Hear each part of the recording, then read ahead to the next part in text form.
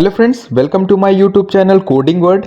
आज की वीडियो में हम डिस्कस करेंगे सी प्रोग्रामिंग के वाइवा क्वेश्चन विथ आंसर। ये वीडियो बहुत ही ज़्यादा इंपॉर्टेंट होने वाला है। अगर आप किसी कंपनी का इंटरव्यू देने जा रहे हैं तब भी ये वीडियो आपके लिए बहुत ही ज़्यादा यूजफुल होगा। अगर आप बीटेक, एमसीए या बीसीए के स्टूडेंट हैं देन ये वीडियो आपके लिए बहुत ही ज़्यादा यूजफुल होगा। इस वीडियो के अंदर सी प्रोग्रामिंग के सारे क्वेश्चन विथ आंसर इंक्लूड हैं।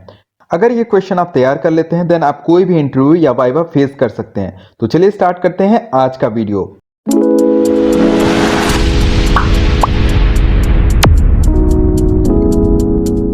First question is what is language?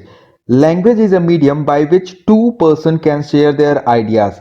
Language के थ्रू दो या दो से अधिक लोग अपने आइडिया को शेयर करते हैं। फॉर एग्जाम्पल हिंदी, इंग्लिश, हर एक लैंग्वेज का अपना रूल्स एंड रेगुलेशन होता है। अगर हम बात करें प्रोग्रामिंग लैंग्वेज की तो programming language is a language by which we can communicate with our computer. Programming language C, C plus plus, Java, Python, ये सारे हमारे प्रोग्रामिंग लैंग्वेज हैं। इसी में एक और क्वेश्चन पूछा जा सकता है, C language is a high level language और low level language. Languages can be categorize into two categories. First one is the high level language and second one is the low level language. C is a high level language with some low level features. तो अगर आपसे कोई question पूछता है कि सी high level language है या low level language है देन आप आंसर देंगे कि C is a high level language with some low level features. High level language वो लैंग्वेज होता है जिसकी प्रोग्राम एफिशिएंसी हाई हो। It means user can easily write the code in high level language. And low level language वो language होता है जिसमें machine हमारा इजीली कोड को एग्जीक्यूट कर सके। तो सी लैंग्वेज के अंदर हाई लेवल लैंग्वेज के साथ साथ लो लेवल लैंग्वेज के भी फीचर्स पाए जाते हैं, इसीलिए सी को हम high level language with some low level features बोलते हैं। Second question is what are the types of languages? Languages are categorized into two parts. First one is the high level language and second one is the low level language. High level language वो language कहलाता है जिसकी program efficiency high हो। It means we can write code in easily in high level language like C, C plus plus, Java. Low level language वो language कहलाता है जिसको machine easily समझ सके। इट मींस जिस लैंग्वेज को कंप्यूटर इजली एक्सेप्ट कर सके, अंडरस्टैंड कर सके, वो हमारा लो लेवल लैंग्वेज कहलाता है, जैसे कि assembly language, machine language. Next question is what is the history of C? C is a programming language developed at Bell Labs of AT&T by Dennis Ritchie in 1972 while working on Unix operating system. C language is developed by Dennis Ritchie in 1972 in AT&T Bell Labs of USA. Next question is why C language is named C? Dennis Ritchie created C language in 1972 with the help of Algol, BCPL and B language. Before C, there was a language B which is developed by Ken Thompson in 1972. C language को डेनियस Richie ने 1972 में develop किया था। इसके पहले एक B language जिसको केन Thompson ने डेवलप किया था पहले ही 1972 में आ चुका था। तो इसी के फीचर्स में इन्हांस करके डेनियस रिची ने 1972 में सी लैंग्वेज को डेवलप किया था। बी के बाद सी आता है इसलिए डेनियस रिची ने इस लैंग्वेज का नाम सी रखा था। सी लैंग्वेज को BCPL, B और डेनियस रिची ने कुछ अपने ओन थॉट्स को ऐड करके सी लैंग्वेज को डेवलप किया था। Next question is what is header file? Header file contains a set of predefined standard library functions और we can say header files contain library function. Extension for header file is .h. If we want to include any header file in our program, then we have to use #include, then write the name of header file. For example, #include stdio.h for standard input output header file, and second one is #include conio.h console input output dot header file. H stand for header file. Hash is called preprocessor. So when we want to use any header file, then we have to write #include then the name of the header file. Next question is what is library function? Library function are the built-in programs available along with the compiler which perform some standard operation and mathematical operations. For example, scanf is an input function is used to input data. Printf is an output function which is used to print the data. SQRT is used to calculate the square root. POW function is used to calculate the power value. Next question is what is .h? .h stand for header file. Header file contains library function. For example, has include stdio.h, math.h and conio.h. ये सारे हमारे header files कहलाते हैं. .h stand for header file. Here hash is the preprocessor. Next question is what is hash in C language? Hash is called preprocessor. Preprocessor are the program that process the source code before compilation. It is represented by a symbol hash. The hash symbol indicates that whatever statement start with hash will go to the preprocessor program to get executed. It means program compile होने के पहले ही हमारा pre processor work करता है. For example यहाँ पे देखिए एक फिगर दिया गया है, सी सोर्स कोड है, ये हमारा कंपाइल होने के पहले प्री प्रोसेस हो रहा है, देन ये मशीन कोड में हमारा कन्वर्ट होगा. It means preprocessor is a microprocessor program which process the source code before compilation.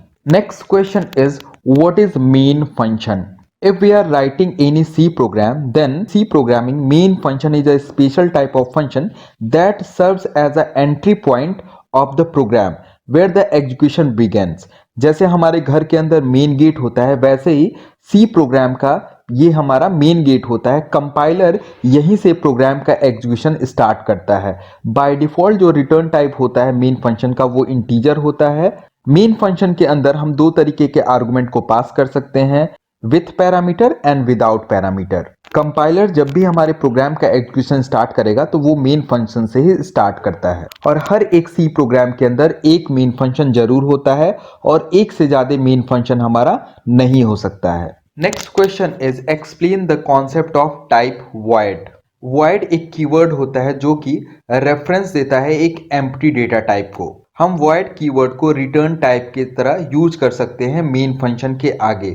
अगर हमको किसी भी टाइप की वैल्यू को प्रिंट नहीं कराना है देन हम अपने प्रोग्राम में मेन के आगे वॉइड लिखेंगे. Next question is what is conio.h header file, which function it contains? conio.h stand for console input output header file and it contain getch, putch, clr, scr, cputs and cprintf.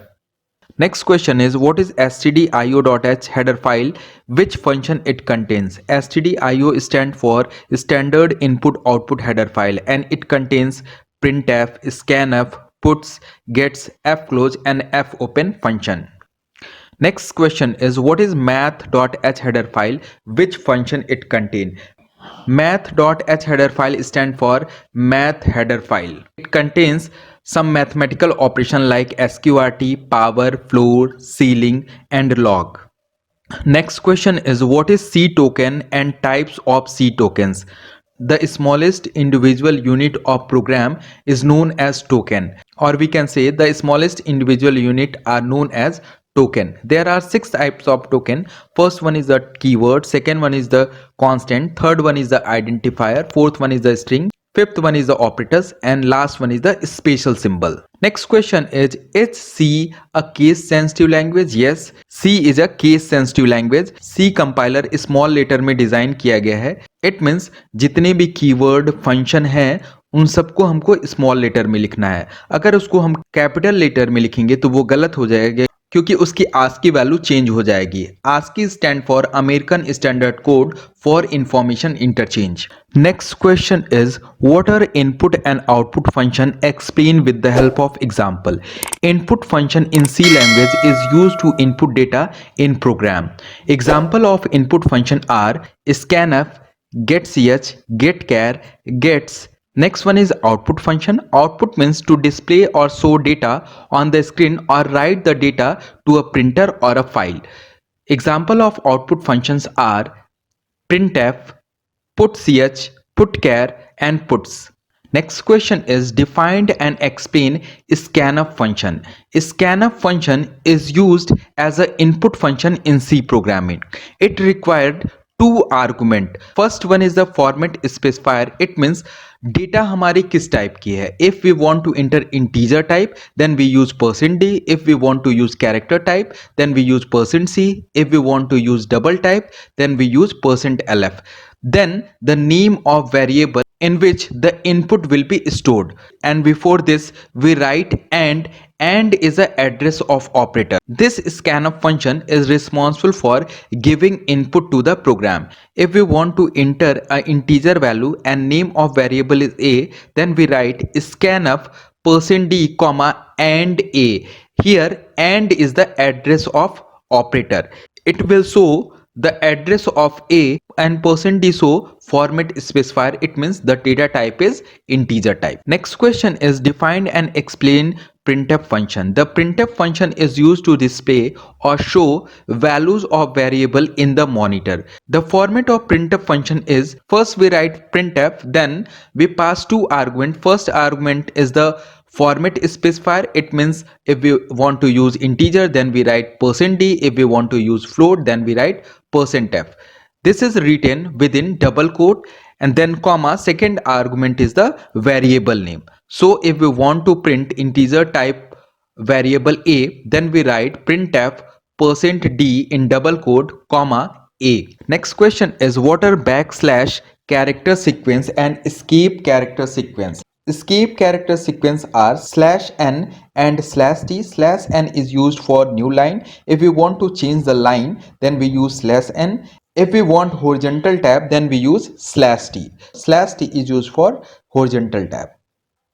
Next question is what is constant and variable? A constant is used to hold the fixed value and we cannot change the constant value. A variable is a name associated with the some memory location. A variable is used to hold some value that can change according to the requirement. It means constant की value change नहीं होगी, it's fixed, and variable एक memory location का name होगा जहां पे हम बार बार value को change कर सकते हैं. For example यहाँ लिखा हुआ है x is equals to y plus 2, तो यहाँ पे x and y हमारे वेरिएबल हैं और 2 हमारा कांस्टेंट है, क्योंकि x एंड y की वैल्यू चेंज हो सकती है, लेकिन 2 हमारा एज इट इज 2 फिक्स है, ये कांस्टेंट वैल्यू है. Next question is what is the use of modulo operator? Percent is called modulo operator and it calculate remainder. It means ये हमारे रिमाइंडर को कैलकुलेट करेगा. सपोज करिए यहाँ पे हमने लिखा 12 mod 5. इट मीन्स जब हम 12 को 5 से डिवाइड करेंगे तो ये 2 टाइम जाएगा और इसका रिमाइंडर इट मीन्स शेष हमारा 2 आएगा. यही हमारा परसेंट ऑपरेटर कैलकुलेट करता है, तो ये हमारा रिमाइंडर 2 आया हुआ है. It means modulo operator calculate the remainder. Next question is what is data type? To declare the type of data we use data type. There are two types of data type. First one is the system defined data type and second one is the user defined data type. System defined data type are already defined in C compiler, for example integer, float and character, and user defined data type are created with the help of system defined data type and it is created by user itself. User defined data type are array, structure and union. Next question is name the 4 basic data type in C language. We use char for character value and range of character is -128 to +127. आपको range सबका याद करना होगा क्योंकि viva में पूछा जाता है. Second one is integer. For integer we use int. Range is this. For long integer we use longint and range of long integer is this. Next one is float. For floating point number we use float and range of floating point number is this. And for a floating point number, for more precise and greater range we use double. It is actually double of float, that's why this is called double, and the range of double is this. Character occupy 1 byte, integer occupy 2 or 4 bytes, long integer occupy 4 byte, float occupy 4 bytes, double occupy 8 bytes. Byte हमारा computer का unit होता है. Smallest unit computer का bit होता है binary digit and 8 bit के collection से हमारा 1 बाइट बनता है, तो 1 byte is equals to 8 bit होता है. Next question is describe at least 5 different format specifier. %d is used for integer value, %f is used for floating point number, %c is used for character value, %s is used for string value, and %u is used for unsigned integer.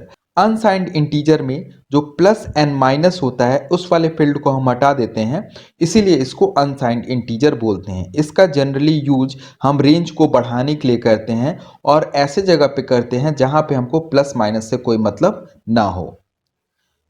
For example, अगर हमको pointer का use करना है then हम pointer हमेशा हमारा positive होगा, तो वहां पे हम %u का यूज करेंगे। Next question is, what exactly is a variable scope, local variable and global variable?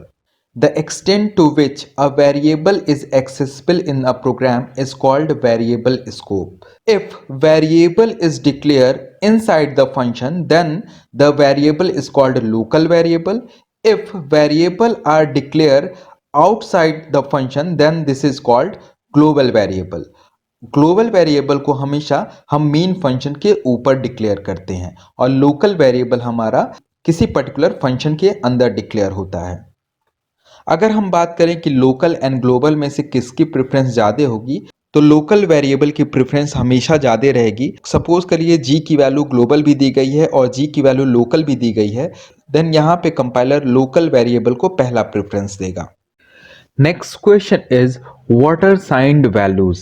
When an integer variable is declared, it can by default contain either positive or negative integer values. This is known as signed integer. It means integer में जो पहला bit होता है वो sign को represent करता है, ये प्लस या माइनस हो सकता है। Next question is, why computer understand binary or 0 and 1? Computer understand only 0 and 1.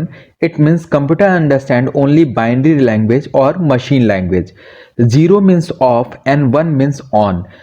Computer के अंदर डेटा हमारी रजिस्टर्स के अंदर स्टोर होती है। अगर रजिस्टर में हमारी डेटा ऑन है तो ये हमारी 1 कहलाएगी, अगर ऑफ है तो ये 0 कहलाएगी। तो डेटा हमारी मशीन के अंदर रजिस्टर में 0 एंड 1 के फॉर्म में ही स्टोर हो सकती है, ऑन एंड ऑफ के फॉर्म में। इसीलिए कंप्यूटर हमारा केवल बाइनरी या मशीन लैंग्वेज ही समझता है। Next question is, define reserve words or keywords.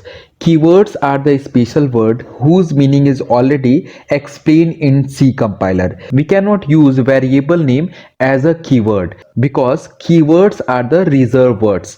There are 32 keywords in C language. Example of keywords are main, for, if, while, default and many more. Friends, अगर video पसंद आ रहा हो तो channel को subscribe कर दीजिएगा और वीडियो को लाइक, कमेंट एंड शेयर करना मत भूलिएगा। Next question is, what is the purpose of type declaration in C? C program में जब भी हम डेटा टाइप का डिक्लेरेशन करते हैं देन कंपाइलर उसके अकॉर्डिंगली मेमोरी में साइज को एलोकेट करता है। सपोज करिए अगर हमने फ्लोट टाइप की वैल्यू को लिया है देन कंपाइलर 4 बाइट का स्पेस ऑक्युपाई करा देगा, इसलिए टाइप डिक्लेरेशन जरूरी होता है। Next question is, what is identifier? An identifier is a name used to identify a variable, function, symbolic constant and so on. Identifier एक नेम होता है जिसका यूज हम वेरिएबल, फंक्शन, सिंबॉलिक कांस्टेंट का नाम देने के लिए यूज करते हैं। Next question is, what is getch?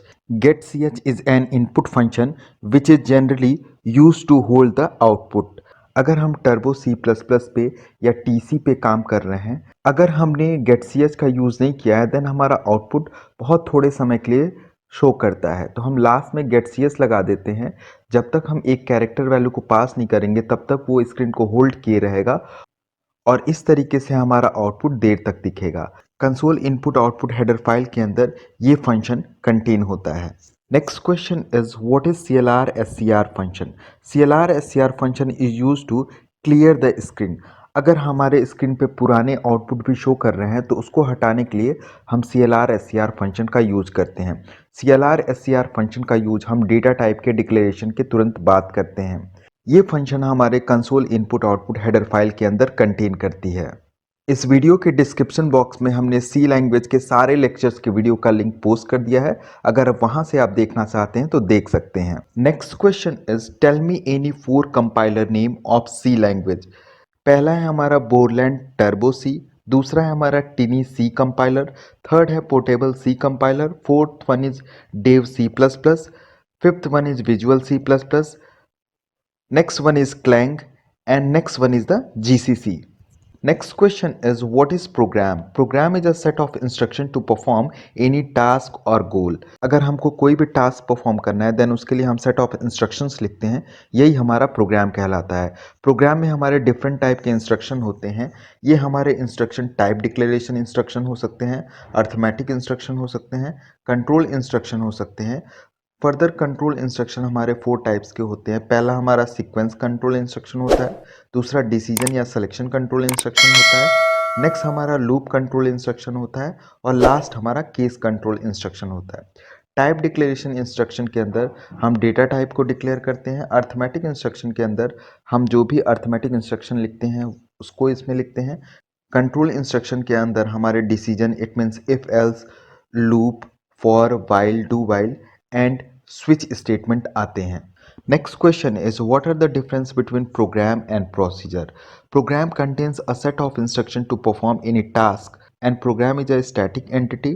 अगर हम बात करें प्रोसीजर की तो procedure is a tried and true process और method used to accomplish a particular task. Process is an instant of executing program. Process is a dynamic entity. Next question is what is source code, object code and executable code? जब भी हम कोई C program बनाते हैं और उसको run कराते हैं देन हमारी 3 फाइलें क्रिएट होती हैं। पहला हमारा सोर्स फाइल होता है, दूसरा ऑब्जेक्ट फाइल होता है और तीसरा एग्जीक्यूटेबल फाइल होता है। सोर्स कोड वो फाइल होता है जिसके अंदर हम प्रोग्राम को लिखते हैं। Source code is the set of instruction and statement written by programmer using a computer programming language और इसका एक्सटेंशन .doc होता है। जब हम सोर्स कोड को कंपाइल करा देते हैं देन उसके बाद जो कोड जनरेट होता है उसको हम ऑब्जेक्ट फाइल बोलते हैं। A sequence of statement in binary which is generated after compiling the source program. Object code को हम ऑब्जेक्ट फाइल या ऑब्जेक्ट प्रोग्राम भी बोलते हैं। इसका एक्सटेंशन .obj होता है। नेक्स्ट है हमारा एग्जीक्यूटेबल कोड, अ फाइल और program that indicate task according to the coded instruction which is directly executed by CPU is called executed code. इसको हम executed file और executed program भी बोलते हैं और इसका एक्सटेंशन .exe होता है। Next question is what is flowchart? A flowchart is a pictorial representation of an algorithm. Algorithm को जब हम पिक्चर के फॉर्म में बना देते हैं तो यही हमारा flowchart कहलाता है। ANSI it means American National standard institute ने कुछ सिंबल स्टैंडर्डाइज किए हैं जिसकी मदद से हम फ्लो चार्ट को बनाते हैं। पहला सिंबल हमारा इलिप्स शेप है, इसको स्टार्ट स्टॉप बटन भी बोलते हैं। दूसरा हमारा सिंबल एरो है जिसका यूज हम डिफरेंट सिंबल्स को कनेक्ट करने के लिए यूज करते हैं। यहाँ पे एरो हमारा डायरेक्शन को शो करता है। नेक्स्ट है हमारा पैरेललोग्राम। पैरेललोग्राम का यूज हम इनपुट आउटपुट बॉक्स के लिए करते हैं। नेक्स्ट है हमारा रेक्टेंगल बॉक्स, इसका हम प्रोसेस या फिर अर्थमेटिक इंस्ट्रक्शन लिखने के लिए यूज करते हैं। नेक्स्ट है हमारा डायमंड शेप। डायमंड शेप का यूज हम डिसीजन के लिए करते हैं। Next question is what is an algorithm? An algorithm is a step by step description to perform any task और गोल। किसी भी काम को अगर करना है तो उसको स्टेप बाय स्टेप हम लिख देते हैं, वही हमारा एल्गोरिथम कहलाएगा। इसके 5 कैरेक्टरिस्टिक होते हैं। फर्स्ट होता है इनपुट, सेकंड होता है आउटपुट, थर्ड होता है फाइनाइटनेस, फोर्थ होता है डिफाइनाइटनेस एंड फिफ्थ होता है हमारा effectiveness. Next question is what is pseudo code? Pseudo code is an informal high level description of the operating principle of a computer program or any algorithm. It is a way of description on algorithm without using any specific programming language related notation. This is also called programming design language. It means it is also called PDL. Next question is what is linker? A linker is a special program that combines the object file generated by compiler or assembler and other pieces of code to originate an executable file has .exe extension. In the object file, linker searches and append all library needed for execution of program. देखिए यहाँ पे हमने एक figure बनाया है। सबसे पहले source code है, जब ये कंपाइल होगा तो ऑब्जेक्ट कोड जनरेट हो जाएगा, फिर ये एग्जीक्यूटेबल फाइल लोडर की मदद से मेमोरी में लोड हो जाता है। Next question is what is loader? A loader is a special program that takes input of executable file from linker loads it to the main memory and prepare this code for execution by the computer. Loader allocate memory space to the program. यहाँ पे देखिए जब executable file हमारी create हो जाती है तो loader की मदद से ये हमारा मेमोरी में लोड होता है। देन लोडर एलोकेट करता है मेमोरी स्पेस प्रोग्राम को। Next question is what is digital computer? Digital computer is an electronics device which takes input data from input unit or input device and process it according to the set of instructions called program and produce the output using output unit. Digital computer accept only 0 and 1 or binary digits. Digital computer is called digital because it understands only 0 and 1 or binary language. The language created by 0 and 1 is called binary language और machine language. Next यहाँ पे figure बना हुआ है digital computer का। Input unit के through हम computer में इनपुट देते हैं। इनपुट यूनिट हमारे कीबोर्ड, माउस ये सारे होते हैं। फिर यहाँ पे सीपीयू है। सीपीयू के हमारे फर्दर पार्ट होते हैं ALU, accumulator, GPR and control unit. CPU के बेसिकली दो पार्ट होते हैं, ALU and control unit. GPR and accumulator हमारे डेटा को स्टोर करने के लिए यूज होते हैं। एंड हमारा मेमोरी जिसमें हम डेटा को स्टोर करते हैं। मेमोरी दो तरीके की होती है, प्राइमरी मेमोरी एंड सेकेंडरी और ऑक्सिलरी मेमोरी। एंड देन हमारा जब प्रोसेस हो जाता है सीपीयू से डेटा, देन आउटपुट यूनिट के थ्रू हम डेटा को शो करते हैं। लाइक प्रिंटर एंड प्लॉटर हमारे आउटपुट यूनिट है। Next question is what are the type of computer? Computer का क्लासिफिकेशन दो बेसिस पे किया गया है बेस्ड ऑन साइज। कंप्यूटर हमारे 5 टाइप के होते हैं, super computer, main frame computer, mini computer, work station and PC. और अगर डेटा हैंडलिंग कैपेबिलिटी की बात करें तो हमारे कंप्यूटर 3 तरीके के होते हैं, analogue computer, digital computer and hybrid computer. Next question is what is CPU? The full form of CPU is Central Processing Unit and it is called the brain of computer. All type of data processing operations and all the important function of a computer is performed by the CPU. It helps input or output devices to communicate with each other and perform their respective operations. It stores data which is input, intermediate results in between processing and instructions. Next question is what is ALU? ALU stands for Arithmetic and Logic Unit. It performs arithmetic operations like addition, subtraction, division, multiplication and mod, and also it performs logical operations like AND, OR, NOT, XOR. Next question is what is control unit? Control unit is the subcomponent of central processing unit that manage a computer operations.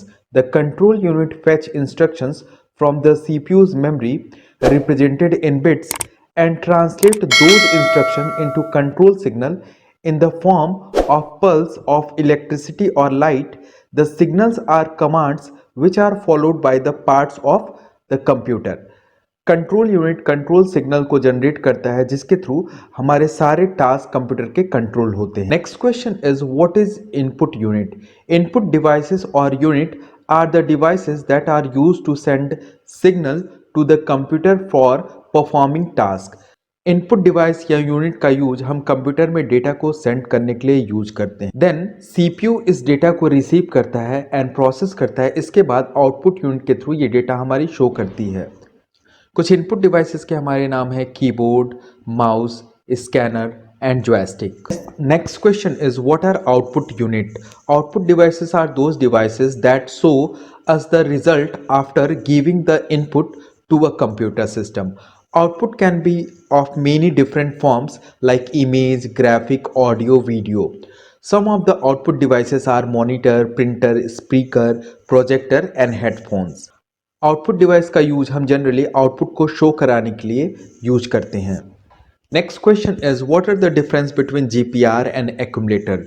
GPR stand for general purpose register. General purpose register are used for temporary storage of data and for intermediate results during execution of program. Next one is the accumulator.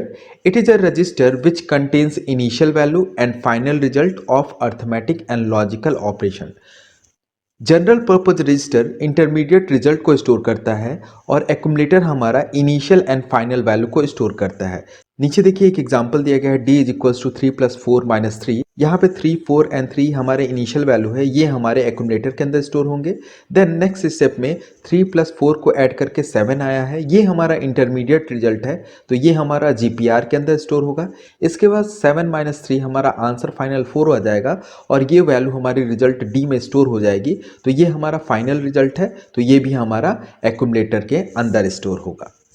Next question is what is cache memory? Cache memory is a special type of memory which is used to enhance the performance of CPU. It stores the frequently used data. Processor की speed को बढ़ाने के लिए हम cache memory का use करते हैं। ये मेन मेमोरी एंड प्रोसेसर के बीच में लगा होता है। इसमें जो मोस्ट फ्रिक्वेंटली डेटा हमारी होती है, स्टोर हो जाती है, वो डेटा हम मेन मेमोरी से नहीं लाते हैं, डायरेक्टली कैश मेमोरी से ही प्रोसेसर को भेज देते हैं, जिससे कि हमारी स्पीड फास्ट हो जाती है। Next question is what are the type of memory? There are two types of memory. First one is the primary memory and second one is the secondary memory. Primary memory are directly connected with processor, and primary memory is further categorized into two parts. First one is the RAM, random access memory, and second one is the ROM, read only memory. And second is the secondary memory. Secondary memory are used for permanent storage of data, and this is not directly connected to the CPU. RAM is also called volatile memory. It means when power cut, then data stored in this memory are lost. ROM is also called non-volatile memory क्योंकि जब भी power cut हो जाता है तो इसमें data loss नहीं होती, ये परमानेंटली हमारी डेटा स्टोर होती है। रैम के ऊपर हम रीड एंड राइट दोनों ऑपरेशन परफॉर्म कर सकते हैं, रोम पे केवल हम रीड ऑपरेशन परफॉर्म कर सकते हैं। Next question is what is memory hierarchy? Memory hierarchy can be simply illustrated as the organization of the memory for saving the access time.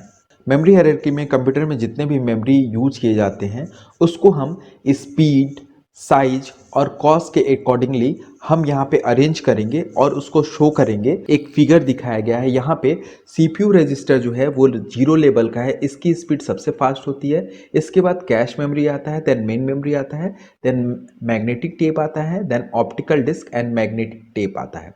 यहाँ पे अगर हम अपवर्ड डायरेक्शन में जाएंगे तो कॉस्ट हमारी हाई होती जाएगी, इट मीन सीपीयू रजिस्टर की कॉस्ट सबसे ज़्यादा होगी और मैग्नेटिक टेप की सबसे कम होगी। अगर हम बात करें साइज की तो सीपीयू रजिस्टर की साइज सबसे कम होगी और मैग्नेटिक टेप की साइज सबसे ज़्यादा होगी। अगर हम बात करें स्पीड की तो सीपीयू रजिस्टर की स्पीड सबसे ज़्यादा होगी और मैग्नेटिक टेप की स्पीड सबसे कम होगी। Next question is what is RAM? RAM stand for random access memory. RAM is a temporary storage medium in computer. RAM is a volatile memory. It means when power is switched off, all the data stored in RAM are lost. RAM में हम read and write दोनों operation perform कर सकते हैं। RAM के हमारे further दो type होते हैं, पहला होता है SRAM, दूसरा DRAM. SRAM stand for static RAM, DRAM stand for dynamic RAM. Next question is what is ROM? ROM stand for read only memory. It is a permanent storage of memory which stored startup program and BIOS program which are recorded by the manufacturing of the compiler system. ROM is a non-volatile memory. It means power कटे या ना कटे data हमारी हमेशा permanently store रहेगी। रोम पे केवल हम रीड ऑपरेशन परफॉर्म कर सकते हैं। मैन्युफैक्चरिंग के बेसिस पे रोम तीन तरीके का होता है, P ROM, programmable RAM, second EPROM, erasable programmable ROM, third one is the double EPROM, electrically erasable programmable ROM. Next question is what do you mean by hardware and software? All the electronic components and circuit used in computer are called hardware. Collection of program to perform any task is called software, and computer are controlled by the software. Next question is define software. Software is a collection of program to perform any specific task and goal. There are two types of software, system software and application software. Next question is define system software. System software is a collection of programs which are used to assist the user to handle the computer hardware like printer, disk and so on and execute the application program. Example of application software is operating system. Next question is define application software. Application software are the program which are used to solve a specific problem or task. ये हमारे system software के ऊपर installed होते हैं और इसके example हैं railway reservation, banking, antivirus, games. Next question is what is error and its type. अगर हम किसी प्रोग्रामिंग लैंग्वेज के रूल्स एंड रेगुलेशन को फॉलो नहीं करेंगे देन उसके कारण से हमारे प्रोग्राम में एरर आएंगे। इसके कारण से हमारा एग्जीक्यूशन हाल्ट हो सकता है और इनकरेक्ट रिजल्ट आ सकता है। ये हमारे 5 टाइप के होते हैं: syntax, run time, logical, semantic and linker error. First one is the syntax error. Syntax error occur when a programmer makes mistake in typing the codes syntax correctly और make typo. अगर हम syntax को लिखने में कोई गलती करते हैं तो उसके कारण से हमारा सिंटैक्स एरर आता है। हर एक इंस्ट्रक्शन को टर्मिनेट करने के लिए हम सेमीकोलन का यूज करते हैं। अगर हम सेमीकोलन नहीं लगाते हैं तो यहाँ पे हमारा सिंटैक्स एरर आएगा। Next one is the run time error. Run time error program को रन कराने के बाद आता है। सपोज करिए यहाँ पे एक हमने प्रोग्राम लिया है, यहाँ पे रिजल्ट की जब वैल्यू हम कैलकुलेट कर रहे हैं a डिवाइड बाई बी, तो a की वैल्यू 5 है एंड b की वैल्यू 0 है, तो यहाँ पे हमारी वैल्यू इनफाइनाइट चली जाएगी, तो ये हमारा डिवीजन एरर कहलाएगा। कंपाइलर इसको कैलकुलेट नहीं कर पाएगा और यहाँ पे 5 की वैल्यू जब हमारे 0 से डिवाइड होगी तो यहाँ पे हमारा रन टाइम एरर आ जाएगा। नेक्स्ट है हमारा लॉजिकल एरर। अगर हमने प्रोग्राम में लॉजिक को गलत लिखा है देन इसके कारण जो एरर क्रिएट होता है वो हमारा लॉजिकल एरर कहलाता है। जैसे कि इस प्रोग्राम में हमारी एरिया का जो फॉर्मूला होता है वो पाई आर स्क्वायर होता है, लेकिन हमने लिखा है pi multiplied by radius, then ये हमारा लॉजिक ही गलत है, तो इसके कारण से जो हमारा एरर आता है उसको हम लॉजिकल एरर बोलते हैं। लॉजिकल एरर में प्रोग्राम हमारा प्रॉपरली रन करेगा, लेकिन जब हम इनपुट डाल करके आउटपुट को टेस्ट करेंगे देन यहाँ पे हमारा लॉजिकल एरर पकड़ में आएगा। Next question is, what is semantic error? Semantics means meaning. Error that occur because the compiler is unable to understand the written code are called semantic error. A semantic error will be generated if the code makes no sense to the compiler. जैसे कि हम एक string को किसी integer के अंदर जोड़ते हैं तो वो हमारा कंपाइलर समझ नहीं पाएगा, या फिर अगर हमने c is equals to a plus B के जगह पे लिखा a plus B is equals to C, तो कंपाइलर हमारा राइट टू लेफ्ट एग्जीक्यूट करता है, तो पहले उसको आउटपुट मिलेगा तो वो भी नहीं समझ पाएगा और वो हमारा एरर आ जाएगा। इसको हम सिमेंटिक एरर बोलेंगे। या फिर हम इंटीजर वैल्यू को अगर कैरेक्टर वैल्यू में जोड़ने की कोशिश करते हैं तो वो भी हमारा सिमेंटिक एरर आएगा। नेक्स्ट है हमारा linker error. Linker error occurs during the linking phase of the program compilation process. The linker resolve external references, combines multiple object files and generate the final executable file. A linker error occurs when there are issues with linking the object file together to create the executable. अब देखिए यहाँ पे हमने main की spelling में m को capital लिखा है, तो इसकी आस की वैल्यू चेंज हो जाएगी क्योंकि स्मॉल की कुछ और होती है, कैपिटल की कुछ और होती है। तो यहाँ पे कंपाइलर इस कोड को कंपाइल नहीं कर पाएगा और ये ऑब्जेक्ट फाइल में कन्वर्ट करके इसको प्री प्रोसेसर की फाइलों से या अदर फाइलों से लिंक नहीं कर पाएगा, तो उस केस में हमारा यहाँ पे लिंकर एरर आएगा क्योंकि यहाँ पे हमारा मेन फंक्शन ही कंपाइलर को नहीं मिलेगा। Next question is, who develop computer? Charles Babbage develop computer. Charles Babbage, an English mechanical engineer and polymath, originated the concept of a programmable computer. He is also called father of computer. He invented first mechanical computer in early of 19th century. Next question is, what is translator? Translator is a software which convert one language to another language. Translator हमारा software होता है जो एक language को दूसरे में convert करता है, जैसे कि कंपाइलर, इंटरप्रेटर, असेंबलर इसके एग्जाम्पल है। Next question is, what are the difference between compiler and interpreter? Compiler is a software which converts source code into machine code and it takes whole program at a time. Compiler source code को machine code में convert करता है लेकिन ये पूरे code को एक साथ लेता है। वहीं interpreter is a software which converts source code into machine code but it takes code line by line. Interpreter भी हमारे सोर्स कोड को मशीन कोड में कन्वर्ट करता है लेकिन ये एक एक लाइन को एट अ टाइम ट्रांसलेट करता है। Next question is, what are assembler? Assembler is a software which convert assembly language into machine language. Next question is, what is assembly language? Assembly language is a low level language which uses mnemonic code and we use assembler to convert assembly language into machine language. Next question is, what is an operator? Operator is a symbol which perform a specific task. There are three types of operator on the basis of operands. First one is the unary operator, second one is the binary operator and third one is the ternary operator. In unary operator यहाँ पे केवल एक operand होता है, in binary operator यहाँ पे दो operands होते हैं, इन टर्नरी ऑपरेटर यहाँ पे तीन ऑपरेंड्स होते हैं। सी के अगर हम डिफरेंट टाइप्स ऑफ ऑपरेटर की बात करें तो वो है हमारे arithmetic operator, relational operator, logical operator, increment and decrement operator, assignment operator, conditional operator and bitwise operator. Bitwise operator हमारे सिंगल बिट के ऊपर अप्लाई होते हैं। Next question is what is an operator and operand? An operator perform an operation like addition, subtraction and so on and produce a value. Variable and constant upon which operation are performed are called operands. Like यहाँ पे दिया गया है c is equals to a plus b, तो यहाँ पे plus हमारा operator है और a, b and c हमारे ऑपरेंड्स हैं। Next question is what are unary and binary operator? Unary operator uses one operand while binary operator uses two operands. जैसे कि plus plus and minus minus ये हमारे एक operand के आगे या पीछे लगते हैं, ये हमारे यूनरी ऑपरेटर कहलाएंगे। Plus minus division multiplication and mod ये हमारे दो ऑपरेंड के बीच में लगेंगे, इसलिए हम इसको बाइनरी ऑपरेटर बोलते हैं। Next question is what is assignment operator?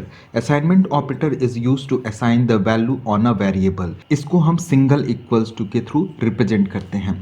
तीन तरीके से हम असाइनमेंट ऑपरेटर को रिप्रेजेंट कर सकते हैं। पहला है सिंपल तरीके से, it means A is equals to 2। दूसरा है हमारा multiple, A is equals to B is equals to 5। It means A and B की वैल्यू को एक साथ हम 5 यहाँ पे असाइन कर सकते हैं, इसीलिए इसको मल्टीपल असाइनमेंट बोलते हैं। And last one is the compound. Compound को हम शॉर्ट हैंड असाइनमेंट ऑपरेटर भी बोलते हैं और इसको लिखते हैं A plus is equals to 10। It means A की वैल्यू को अगर 10 से इंक्रीमेंट करना है देन हम इसको लिखेंगे A plus equals to 10। Next question is what is logical operator? Logical operators are used to check more than one condition at a time. And logical operator हमेशा आंसर true and false के form में, it means 0 and 1 के form में देते हैं। हमारे logical operator तीन तरीके के होते हैं, डबल एंड, और एंड नॉट। अगर हमने दो कंडीशन लिए हैं, दोनों कंडीशन को एक साथ ट्रू कराना है देन इसके लिए हम डबल एंड का यूज़ करेंगे। जैसे यहाँ लिखा है A is equals to 5 and A is equals to B, तो it means A is equals to 5 भी होना चाहिए और ए की वैल्यू 5 के एंड ए की वैल्यू बी के बराबर भी होना चाहिए, तभी ये कंडीशन ट्रू होगा। अगर दोनों में से कोई एक कंडीशन को ट्रू कराना है like A is equals to 5 या फिर A is equals to B, अगर इसमें से कोई एक कंडीशन हमको ट्रू कराना है और एक कंडीशन ट्रू होने पे ये हमारा 1 हो जाए या ट्रू हो जाए तो इसके लिए हम और का यूज करेंगे। लास्ट है हमारा लॉजिकल नॉट। अगर हमको कॉम्प्लीमेंट लेना है यानी वैल्यू को इन्वर्स करना है देन इसके लिए हम लॉजिकल नॉट का यूज करेंगे। Next question is what is relational operator? Relational operator are use to show relation between two operands. ये हमारे 6 टाइप के होते हैं, equals to, not equals to, greater than, smaller than, greater than equals to and smaller than equals to. Relational operator दो operands के बीच में relation को शो करते हैं। Next question is what is auto increment and decrement operator? Auto increment and decrement both are unary operator. Auto increment operator is used to increment the value while decrement operator is used to decrement the value. There are two types of auto increment and decrement operator. First one is the pre-increment or pre-decrement operator.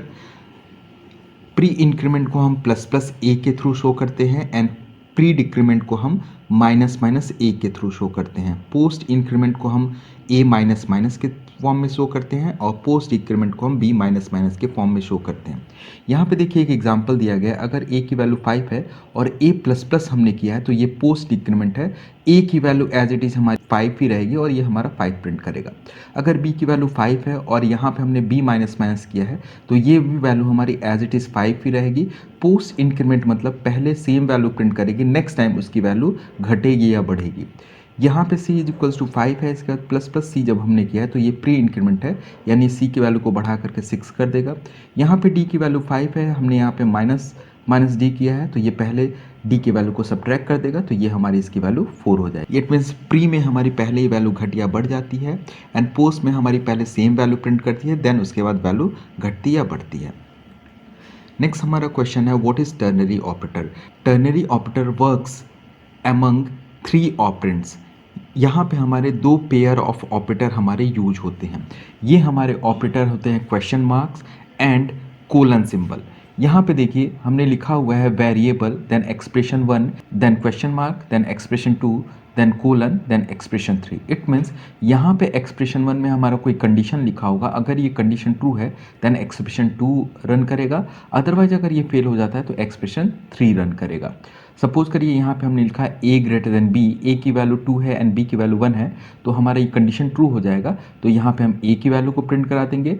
अगर हमने लिखा a equals to 2 and b equals to 3, तो ये fail कर जाएगा और उस condition में हमारा b इज ग्रेटर यहाँ पे प्रिंट कर जाएगा। इट मीन्स ये कंडीशन अगर ट्रू है तो सेकेंड वाला स्टेटमेंट हमारा रन करेगा, अगर ये फेल हो जाता है तो थर्ड वाला स्टेटमेंट हमारा रन करेगा, यहाँ पे जैसे कि शो किया गया। Next question is what is bitwise operator and its type. Bitwise operator are apply on a single bit and there are 6 type of bitwise operator: AND bitwise operator, OR bitwise operator, NAND bitwise operator, NOR bitwise operator, left shift bitwise operator and right shift bitwise operator. Next question is what is cast operator. ये सबसे important question है and कई बार examination में ये जरूर पूछा जाता है, वाइवा में भी एंड सेमेस्टर एग्जामिनेशन में भी। हमने प्रीवियस ईयर के पेपर का सॉल्यूशन के वीडियो का लिंक हमने डिस्क्रिप्शन बॉक्स में पोस्ट कर दिया है, अगर आप वहां से देखना चाहते हैं तो देख सकते हैं। इसके साथ ही साथ करंट सेमेस्टर के लिए हमने एक मॉडल पेपर बनाया है जिसमें से 100% क्वेश्चन मिल जाएंगे, उसके वीडियो का लिंक हमने डिस्क्रिप्शन बॉक्स में पोस्ट कर दिया, अगर आप वहां से देखना चाहते हैं तो देख सकते हैं। नेक्स्ट क्वेश्चन है what is cast operator. Cast operator को हम टाइप कास्टिंग भी बोलते हैं। Typecasting refer to changing an variable one data type to another data type. It means एक डेटा टाइप को दूसरे डेटा टाइप में चेंज करने के लिए हम टाइप कास्टिंग का या कास्ट ऑपरेटर का यूज करते हैं। ये दो तरीके का होता है, इम्प्लिसिट एंड एक्सप्लिसिट। जब हमारा टाइप कन्वर्जन ऑटोमेटिकली परफॉर्म होता है कंपाइलर के थ्रू विदाउट प्रोग्रामर, देन इसको हम इम्प्लिसिट टाइप कन्वर्जन बोलते हैं। जैसे कि यहाँ पे देखिए हमने एक फॉर लूप चलाया है और प्रिंट कराया है %c(x). तो यहाँ पे हमने इंटीजर x की वैल्यू इंटीजर है, लेकिन %c जब हम लगाएंगे तो ये इसकी आज की वैल्यू को प्रिंट करेगा और ये कैरेक्टर के फॉर्म में हमारा डेटा कुछ ABC के फॉर्म में प्रिंट करने लगेगा, यानी हमारी इंटीजर वैल्यू कैरेक्टर में चेंज हो जाएगी। हमेशा जब भी इम्प्लिसिट टाइप कन्वर्जन होता है तो यहाँ पे डेटा का लॉस नहीं होता है। इट मीन्स यहाँ पे कन्वर्जन फ्लोट का इंटीजर में या फिर इंटीजर का कैरेक्टर में होगा, यानी बड़े डेटा टाइप से छोटे डेटा टाइप में होगा। नेक्स्ट है हमारा explicit type conversion. Explicit type conversion programmer के थ्रू परफॉर्म होता है प्रोग्राम के अंदर। इसके लिए हमारा सिंटैक्स होता है जिसमें भी हमको जिस डेटा टाइप में हमको कन्वर्ट करना रहता है, पहले उस डेटा टाइप को लिखते हैं, उसके बाद इसके एक्सप्रेशन को लिखते हैं। देखिए जैसे कि यहाँ पे एक एग्जांपल हमने लिया हुआ है, यहाँ पे a हमारा फ्लोट टाइप का है, इसको हमने इंटीजर में कन्वर्ट किया है, तो a के आगे हमने इंटीजर लिख दिया है। इट मीन्स अब a की जो वैल्यू आएगी वो 1.2 के जगह पे 1 बस यहाँ पे आएगा, यानी 1 + 1 यानी 2 हो जाएगा, और b की वैल्यू हमारी 2 यहाँ पे प्रिंट कर जाएगी। यहाँ पे देखिए 2 प्रिंट किया हुआ है। तो देखिए जब हमने a की वैल्यू को प्रिंट कराया है देन 1.2 प्रिंट किया है, लेकिन जैसे ही टाइप कन्वर्जन के बाद हमने इसको b में ऐड करके प्रिंट कराया देन इसकी वैल्यू 2 प्रिंट की है। यहाँ पे डेटा लॉस होता है क्योंकि देखिए यहाँ पे वैल्यू 2.2 आनी चाहिए, लेकिन ये हमारी फ्लोट वाली वैल्यू को इंटीजर 1 में कन्वर्ट कर दिया था 1.2 को, इसलिए हमारे यहाँ पे डेटा लॉस हुआ है। तो कंक्लूजन में हम यही बोलेंगे, implicit type conversion automatically compiler के थ्रू होता है। एक्सप्लिसिट टाइप कन्वर्जन हमारा प्रोग्रामर के थ्रू होता है। इम्प्लिसिट टाइप कन्वर्जन में कोई डेटा लॉस नहीं होता है, एक्सप्लिसिट टाइप कन्वर्जन में डेटा लॉस होता है। Next question is what are the difference between single equal and double equal. Single equal को हम असाइनमेंट ऑपरेटर बोलते हैं। इसमें अगर किसी वेरिएबल में हमको डेटा को असाइन करना है, इट मीन्स हमको लिखना है एज इक्वल्स टू 2, तो ये हमारा असाइनमेंट ऑपरेटर कहलाएगा। डबल इक्वल्स टू को रिलेशनल ऑपरेटर बोलते हैं। अगर हमको चेक करना है कि a की वैल्यू 2 के बराबर है कि नहीं, तो इसको हम लिखेंगे a double equals to 2। It means single equal assignment operator है और डबल इक्वल हमारा relational operator. Next question is what are the difference between single and double and. Single and हमारा बिटवाइज ऑपरेटर होता है एंड डबल एंड हमारा logical operator होता है।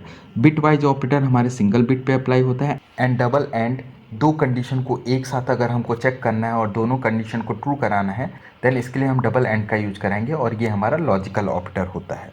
Is what are the difference between plus and double plus. Single plus का use हम arithmetic operator की तरह करते हैं। इट मीन्स अगर दो नंबर को जोड़ना हो तो हम a प्लस बी लिखेंगे। डबल प्लस का यूज हम इंक्रीमेंट ऑपरेटर की तरह करते हैं। ये हमारा एक यूनरी ऑपरेटर होता है।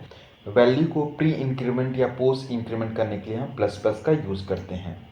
Next question is what are the difference between minus and double minus. एक नंबर को अगर दूसरे से सब्ट्रैक्ट करना है देन इसके लिए a minus B, it mean single minus का यूज करते हैं। ये हमारा एक बाइनरी ऑपरेटर होता है। डबल माइनस हमारा ऑटो डिक्रीमेंट के लिए यूज होता है। अगर वैल्यू को प्री या पोस्ट ऑटो डिक्रीमेंट करना है देन उसके लिए हम माइनस माइनस का यूज करेंगे।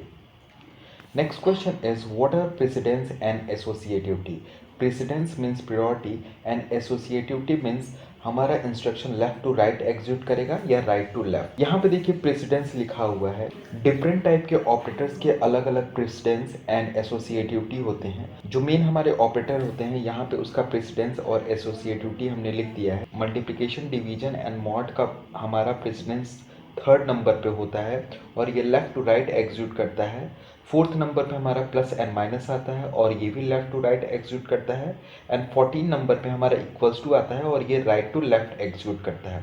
इट मीन्स कोई भी अर्थमेटिक इंस्ट्रक्शन एग्जीक्यूट करना है तो उसमें अगर डिवीजन, मल्टीप्लिकेशन या मॉड आया है तो जो लेफ्ट टू राइट पहले आएगा उसको एग्जीक्यूट करेंगे। दूसरे नंबर पे प्लस या माइनस आया हुआ है तो उसको एग्जीक्यूट करेंगे। और जब हमारा एग्जीक्यूशन स्टार्ट हो जाएगा और वैल्यू हमारी स्टोर होने वाली होगी रिजल्टेंट में तो हम इक्वल्स टू का यूज करेंगे और ये हमारा राइट टू लेफ्ट एग्जीक्यूट होता है। इसके वीडियो का लिंक हमने डिस्क्रिप्शन बॉक्स में पोस्ट कर दिया है, अगर आप वहां से देखना चाहते हैं तो देख सकते हैं। Next question is what is operating system? Operating system is a collection of program used to connect the user with the hardware. Operating system हमारा हार्डवेयर एंड यूजर के बीच में इंटरफेस को प्रोवाइड करता है। It has the set of program which control the operation of the hardware component such as CPU, main memory, keyboard, monitor and printer. Operating system हमारा एक तरीके का सिस्टम सॉफ्टवेयर होता है जो कि यूजर एंड हार्डवेयर के बीच में इंटरफेस को प्रोवाइड कराता है। Next question is types of operating system. There are various types of operating system. First one is a batch operating system. Second one is a multitasking operating system. Third one is a multi-user and fourth one is a time sharing.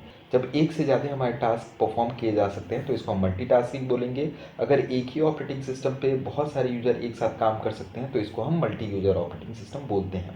Next question is example of operating system.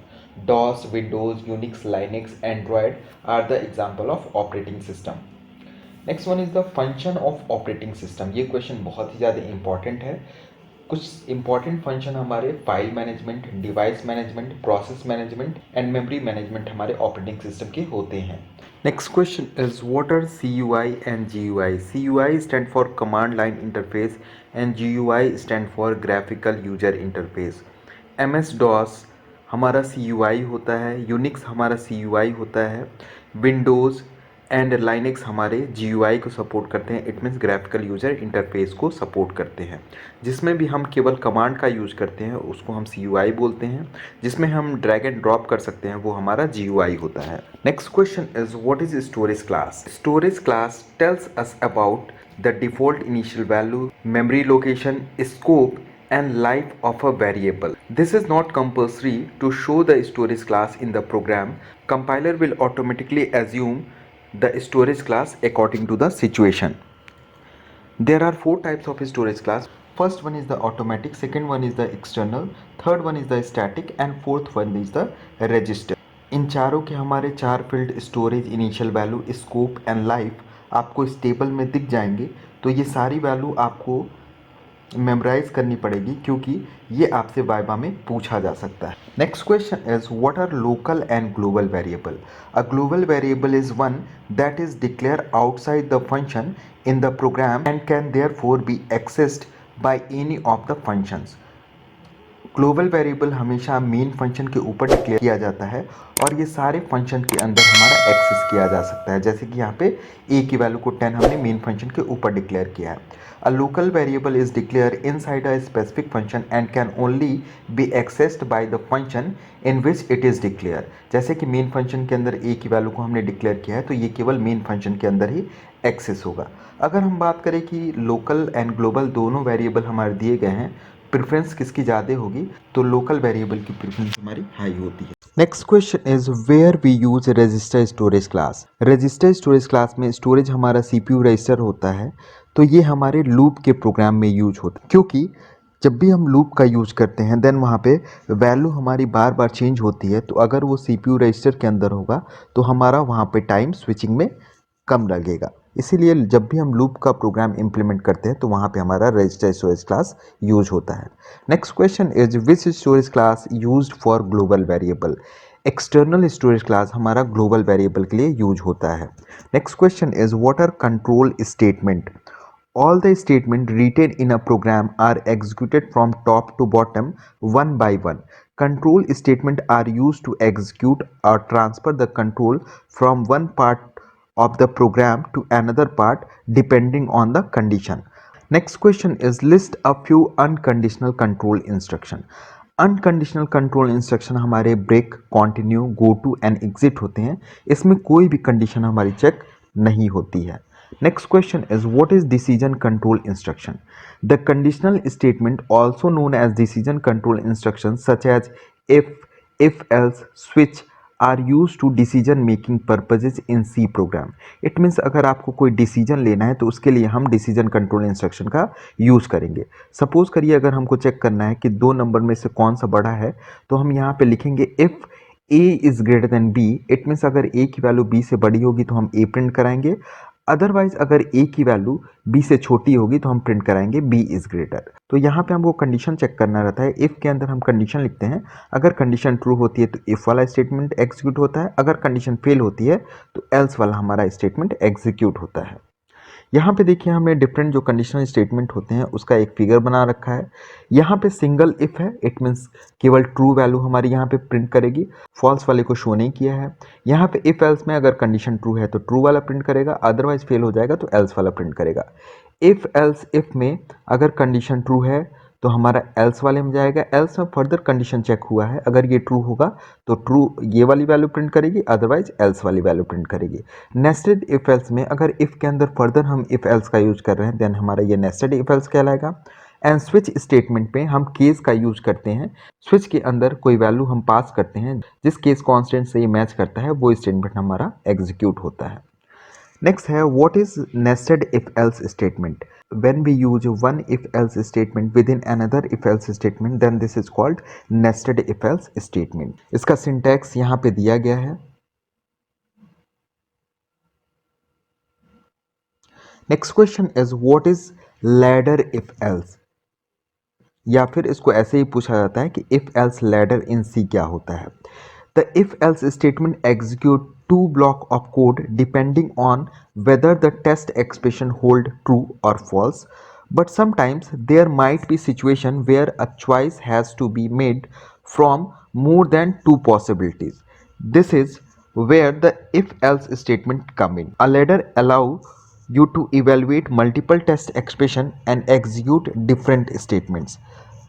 Like यहाँ पे if अगर condition true है then हम else में जाएंगे. Else के अंदर फिर कंडीशन चेक करेंगे. अगर ये हमारा ट्रू है तो प्रिंट करेगा. अदरवाइज अगर ये फेल कर जाता है देन एल्स में जाएंगे. देन इसके अंदर इफ़ है. इस तरीके से हमारा इफ़ के अंदर एल्स, एल्स के अंदर फिर इफ़. इस तरीके से हमारा लैडर बन जाता है. इसीलिए हम इसको लैडर इफ एल्स स्टेटमेंट बोलते हैं. जैसे देखिए यहाँ पे दिया गया है इफ़ अगर ट्रू है तो ये प्रिंट करेगा. अदरवाइज फॉल्स में जाएगा और फिर से हम कंडीशन चेक करेंगे.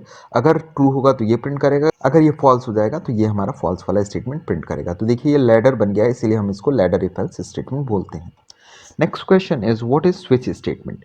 Switch case statement evaluate a given expression and based on the evaluated value it execute the statement associated with it. Basically it is used to perform different actions based on different condition.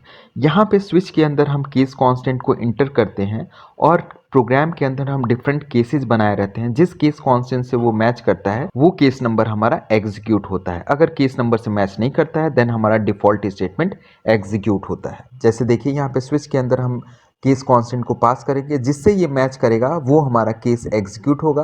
अगर ये match नहीं करेगा then हमारा default वाला execute होगा. यहाँ पे हमने बार बार हर केस के बाद ब्रेक लगाया है जिससे कि हमारा अगर ये स्टेटमेंट एग्जीक्यूट हो रहा है तो नेक्स्ट वाला हमारा एग्जीक्यूट ना हो.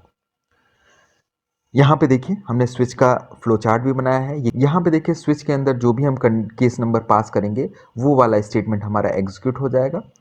तो ये हमारे स्विच केस का फ्लो चार्ट है. Next question is what type of argument we pass in switch statement. Switch statement के अंदर केवल हम इंटीजर एंड कैरेक्टर वैल्यू को ही पास कर सकते हैं एज अ केस कांस्टेंट. हम फ्लोट या डबल को पास नहीं कर सकते. Next question is what is loop in C language? Loop in C language is used to iterate the statement or a part of the program several time. It means अगर कोई task आपको बार बार perform करना है then उसके लिए हम loop का use करेंगे. हम तीन तरीके से लूप का इम्प्लीमेंटेशन सी लैंग्वेज में कर सकते हैं, for, while and do while का यूज करके. Next question is what is for loop in C language? The for loop in C language provides a functionality or features to repeat a set of statement a defined number of times. For loop हमारा एक form होता है entry control या फिर pretest loop का. यहाँ पे देखिए फॉर लूप का सिंटैक्स लिखा है. सबसे पहले हम इनिशियल वैल्यू को लिखते हैं, देन कंडीशन को चेक करते हैं, देन यहाँ पे इंक्रीमेंट या डिक्रीमेंट को करते हैं और बॉडी के अंदर जो भी हमको टास्क परफॉर्म करना है वो करते हैं. सपोज करिए 1 से 10 तक की काउंटिंग लिखती हैं तो आई की वैल्यू 1 लेंगे, आई की value I less than equals to 10 तक जाएगी और यहाँ पे आई प्लस प्लस कर देंगे और यहाँ आई की वैल्यू को प्रिंट करा देंगे. Next question is what is while loop in C language? While loop का भी यूज हम लूप के इम्प्लीमेंटेशन के लिए सी लैंग्वेज में करते हैं. The while loop loops through a block of code as long as a specific condition is true. इसका सिंटैक्स देखिए, वाइल के अंदर कंडीशन लिखी रहती है, जब ये कंडीशन ट्रू होती है देन ये कोड हमारा एग्जीक्यूट होता है. वाइल लूप को हम एंट्री कंट्रोल लूप या प्री टेस्ट लूप भी बोलते हैं क्योंकि यहाँ पे कंडीशन हमारी पहले चेक होती है या एंट्री के समय ही चेक होती है. इसका एक एग्जाम्पल दिया गया है, यहाँ पे आई की वैल्यू 0 है, यहाँ कंडीशन चेक हुआ है, जब तक ये कंडीशन ट्रू रहेगा तब तक ये हमारा काम होता रहेगा और यहाँ पे हमने फिर इंक्रीमेंट किया है. Next question is what is do while loop in C language? The do while loop in C language is a loop statement used to repeat some part of the code till the given condition is fulfilled. इसको हम exit control loop या post test loop भी बोलते हैं क्योंकि इसमें condition हमारी last में चेक होती है. क्योंकि इसमें कंडीशन लास्ट में चेक होती है इसलिए डू वाइल स्टेटमेंट एटलीस्ट एक बार रन जरूर करेगा चाहे कंडीशन हमारी ट्रू रहे या फॉल्स रहे. देखिए यहाँ पे सिंटैक्स लिखा हुआ है, डू में पहले हम काम कर ले रहे हैं देन इसके बाद कंडीशन चेक करते हैं. इट मीन्स चाहे कंडीशन ट्रू रहे या फॉल्स रहे स्टेटमेंट हमारा एक बार जरूर रन करेगा. Next question is what are the difference between while and do while loop in C language? While loop के अंदर कंडीशन हमारी पहले चेक होती है, डू वाइल लूप के अंदर कंडीशन हमारी बाद में चेक होती है. वाइल लूप में अगर हमारी कंडीशन फॉल्स हो जाती है देन ये इसकी बॉडी हमारी एग्जीक्यूट नहीं होगी, लेकिन डू वाइल में पहले हमारी बॉडी एग्जीक्यूट हो जाती है इसके बाद हमारा कंडीशन चेक होता है. वाइल को हम एंट्री कंट्रोल या प्री टेस्ट लूप बोलते हैं, डू वाइल को हम पोस्ट टेस्ट या एग्जिट कंट्रोल लूप बोलते हैं. Next question is what is a break statement? In C language, break keyword is used to bring the program control out of the loop. Break statement switch and loop के अंदर use होता है. Break statement break the loop one by one, that is in the case of nested loop it break the inner loop first then break the outer loop. Break का use हम C language में दो तरीके से करते हैं, with switch case and with loop. Mainly break का use किसी लूप को ब्रेक करने के लिए यूज होता है. देखिए यहाँ पे एक प्रोग्राम दिया है, यहाँ पे लूप हमारा 0 से लेकर के आई लेस देन 10 तक चल रहा है. यहाँ पे आई की वैल्यू प्रिंट कराई है और लिखा है हमने I is equals to 5. It means I की वैल्यू जैसे ही 5 होगी ये ब्रेक हो जाएगा और इस लूप से बाहर निकल जाएगा. तो इस प्रोग्राम में हमारा 1 2 3 4 5 प्रिंट करके आएगा. जैसे ही यहाँ पे वैल्यू हमारी 5 से मैच करेगी तो ये ब्रेक कर जाएगा और लूप से बाहर निकल आएगा और जैसे ही बाहर निकलेगा यहाँ पे 5 वैल्यू एक बार और प्रिंट कर देगी. Next question is what is continue statement? Continue statement used to skip the current iteration of any loop and bring the control to the beginning of the iteration.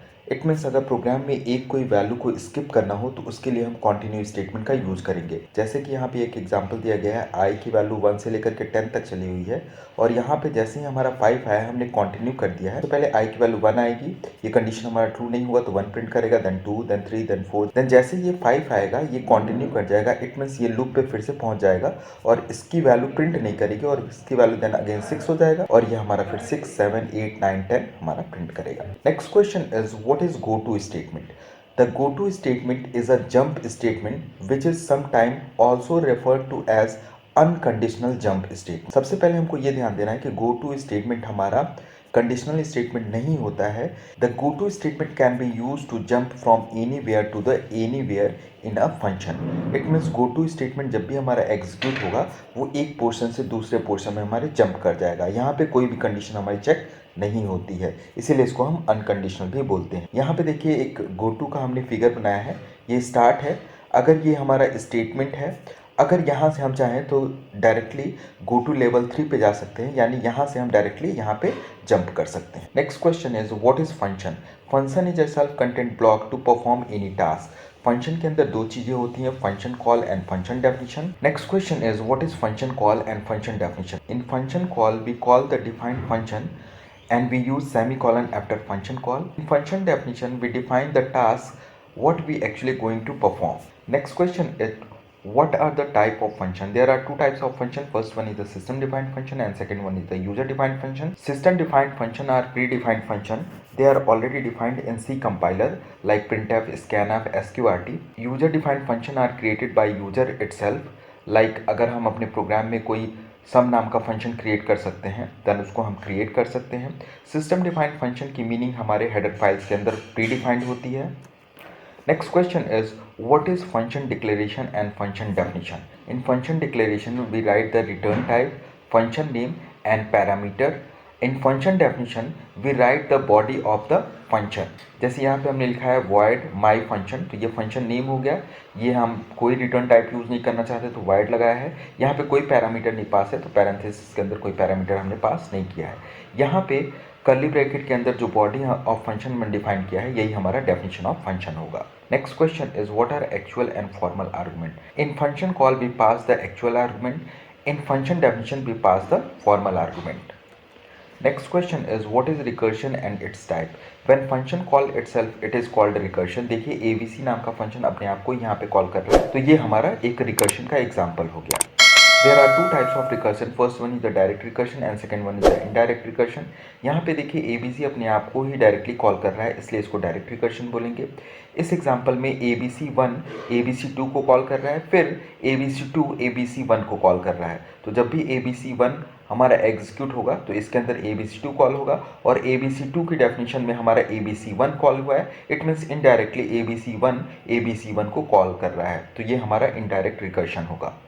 Next question is what are the advantage and use of function? Use of function enhance the readability of a program. Second, code reusability. Third, debugging is easy. And fourth, it reduce the complexity of program and gives a modular structure. सबसे बड़ा advantage इसका है code reusability का, हम code को बार बार reuse कर सकते हैं। Next question is what is function prototype? The C function prototype is a statement that tells the compiler about the function name, its return type, numbers and data type of its parameter. By using this information, the compiler cross-check function parameter and their data type with function definition and function call. यहाँ पे देखिए syntax लिखाया गया है, सबसे पहले हम return type को लिखते हैं, देन फंक्शन नेम लिखते हैं, देन यहाँ पे पैरामीटर लिस्ट को लिखते हैं। Next question is what is an array? Array is a collection of similar data type. Data में भी इंटीजर, फ्लोट, कैरेक्टर कोई भी हो सकती है। एरे हमारा होमोजीनियस कलेक्शन ऑफ डेटा होता है। Next question is what is size of this? यहाँ पे लिखा गया है फ्लोट A44, तो फ्लोट हमारा 4 बाइट का स्पेस लेता है, तो ये हमारा हो जाएगा 4, और इसका डायमेंशन है 4 मल्टीप्लाइड बाई 4, तो इसकी वैल्यू हो जाएगी 4 multiplied by 4 multiplied by 4, it mean 64। और इसको अगर हमको बिट्स में कन्वर्ट करना है देन हम इसको 8 से मल्टीप्लाई कर देंगे। नेक्स्ट है हमारा इंटीजर 33, तो ये डायमेंशन 3 मल्टीप्लाइड बाई 3 है। इंटीजर अगर यहाँ 2 बाइट स्पेस लेगा तो ये हो जाएगा 2 multiplied by 3 multiplied by 3, it means 18 multiplied by 8, और ये हमारा इतने बिट्स में हो जाएगा। नेक्स्ट है हमारा character C3 multiplied by 5, character 1 byte space लेता है, और ये 3 क्रॉस 5 यानी 15 हो जाएगा, it means 15 multiplied by 8 bits हो जाएगा। अगर हमको बिट्स में लिखना है देन 8 से मल्टीप्लाई करना होगा, अगर बाइट में लिखना हो तो सीधे सीधे हम इतने ही बाइट लिख देंगे। Next question is what is 2D array? In 2D array there are 2 dimension like this. यहाँ पे लिखा है हमने इंटीजर a, और यहाँ पे 2 डायमेंशन दिया है, पहला रो को रिप्रेजेंट करेगा और दूसरे कॉलम को रिप्रेजेंट करेगा। तो जब हमारे एरे में 2 डायमेंशन होते हैं तो इसको हम 2 डायमेंशन एरे बोलते हैं। Next question is this correct? यहाँ पे लिखा गया इंटीजर a, फिर ब्लैंक है, फिर हमारा लिखा गया है 2, और यहाँ पे 4 वैल्यूज़ हैं। कंपाइलर हमारा रो की संख्या को नहीं देखता है, कॉलम की संख्या को देखता है, तो ये हमारा करेक्ट। अगर यहाँ पे रो की वैल्यू दी होती, कॉलम मिसिंग होता, देन ये हमारा इनकरेक्ट होता। Next question is what is code for 2D matrix multiplication? 2D matrix multiplication का यहाँ पे एक कोड हमने लिखा हुआ है। यहाँ पे हम 3 क्रॉस 3 के लिए एक मैट्रिक्स देख रहे हैं, तो हमारा ये लूप 1 से 3 चल रहा है। तो हमारा आई वाला लूप 1 से 3 यानी रो के लिए चला है, जे वाला लूप 1 से 3 कॉलम के लिए चला है। के बाद जब हम मल्टीप्लिकेशन करते हैं तो हमारे एलिमेंट्स मल्टीप्लाई होने के साथ साथ एडिशन भी होते हैं, तो उसके लिए हमने एम आई जे की वैल्यू को 0 से इनिशियलाइज किया है और इसके लिए एक और लूप चलाया है। ये लूप है हमारा के का, K is equals to 1, I less than equals to 3 and K plus plus, K is equals to 1, K less than equals to 3 and K plus plus, और इस फॉर्मूले को हमने लिखा है M I J equals to M I J plus A I K multiplied by D के जे। और यहाँ पे 3 बार ब्रैकेट को हमने क्लोज कर दिया। Next question is what are the difference between array and structure? Array is a collection of similar element where structure is a collection of different data type. Array हमारा homogeneous collection of data होता है, लेकिन structure हमारा heterogeneous data collection होता है। What is structure? Structure is a collection of different data type, or we can say structure are a way to group several related variable into a single place. Each variable in the structure is known as member of the structure. Structure के element हमारे integer, float, character कुछ भी हो सकते हैं। यहाँ पे देखिए एक स्ट्रक्चर बनाया गया है माई स्ट्रक्चर, और इसके अंदर मेंबर हमारे इंटीजर टाइप का माई नंबर है और कैरेक्टर टाइप का माई लेटर है। एंड स्ट्रक्चर के लिए हम स्ट्रक्ट कीवर्ड का यूज करते हैं। Next question is what is union? Union is a collection of different data type, or we can say union are the way to group several related variable into one place. Each variable in the union is known as a member of union. Union के variable हमारे integer, float and character हो सकते हैं। यहाँ पे देखिए हमने union बनाया है, यूनियन माई यूनियन, और इसके अंदर हमारे मेंबर्स हैं my number and my character. My number हमारा इंटीजर टाइप का है, माई लेटर हमारा कैरेक्टर टाइप का है। यूनियन के लिए हम यूनियन कीवर्ड का यूज करते हैं। Next question is by how many ways we access structure variable? There are two ways to access structure variable. First one is the arrow operator and second one is the dot operator. Arrow operator में हम pointer का use करते हैं। Next question is what is arrow operator? We can access structure and union variable using two operators. First one is the dot and second one is the arrow operator. In arrow operator we use pointer and access the element of structure. Next, what are the difference between structure and union? Structure is a collection of different data type and we use struct keyword in structure. Union is also a collection of different data type. We use union keyword for union. यहाँ पे देखिए syntax लिखा गया है, हमने एक structure create किया है और इसके एलिमेंट्स हैं ये हमारे, और इसके ये वेरिएबल हैं। इस तरीके से हमने एक यूनियन क्रिएट किया है, ये यूनियन नेम है, इसके एलिमेंट्स हैं और ये इसके वेरिएबल हैं। मेन डिफरेंस मेमोरी मैनेजमेंट का होता है। इन स्ट्रक्चर में जितने भी स्ट्रक्चर के अंदर हमने डेटा एलिमेंट्स को यूज किया है, अगर हम उस स्ट्रक्चर की साइज़ की बात करें तो जितने भी हमारे मेंबर्स होंगे उसके साइज के बराबर ये मेमोरी को एलोकेट करेगा। लेकिन इन केस ऑफ यूनियन जो लार्जेस्ट डेटा मेंबर साइज होगा वो एलोकेट हमारा हो जाएगा। Next question is what is array in structure? An array of structure in C can be defined as the collection of multiple structure variable where each variable contain information about different entities. Suppose करिए अगर हमको 100 structure के variable को inter या print कराना है, then उसके लिए हम एरे ऑफ स्ट्रक्चर का यूज करेंगे। The array of structure in C are use to store information about multiple entities of different data type. The array of structures is also known as collection of structures. Next question is what is enum? Enum is a user defined data type, and enum type is a special data type that enables for a variable to be a set of to be predefined constant. The variable must be equal to one of the values that have been predefined for it. Next question is what is searching? Searching is a process to find an element in an array. इसके लिए हम different searching algorithm का use करते हैं। अब suppose करिए कोई एक एरे दिया गया है, अब सपोज करिए उसमें हमको एक एलिमेंट को फाइंड आउट करना है, देन उस एलिमेंट को उस एरे में फाइंड आउट करने के प्रोसेस को ही हम सर्चिंग बोलते हैं। There are two types of searching, first one is the linear searching and second one is the binary searching. Linear searching को हम सिक्वेंशियल सर्चिंग भी बोलते हैं। लीनियर और सिक्वेंशियल सर्चिंग में हम एरे के पहले एलिमेंट से कंपैरिजन कराना स्टार्ट करते हैं उस वैल्यू का जिसको हमको सर्च करना है, और ये प्रोसेस हम लास्ट एलिमेंट तक करते हैं। जहाँ भी एलिमेंट हमको फाउंड होती है वहाँ पे हम शो कर देते हैं कि हमारा एलिमेंट मिल चुका है। अगर नहीं मिलता है देन ये प्रोसेस हम लास्ट तक ले जाएंगे। लीनियर सर्चिंग की कॉम्प्लेक्सिटी बिग ओ एन होती है, where N is the number of element.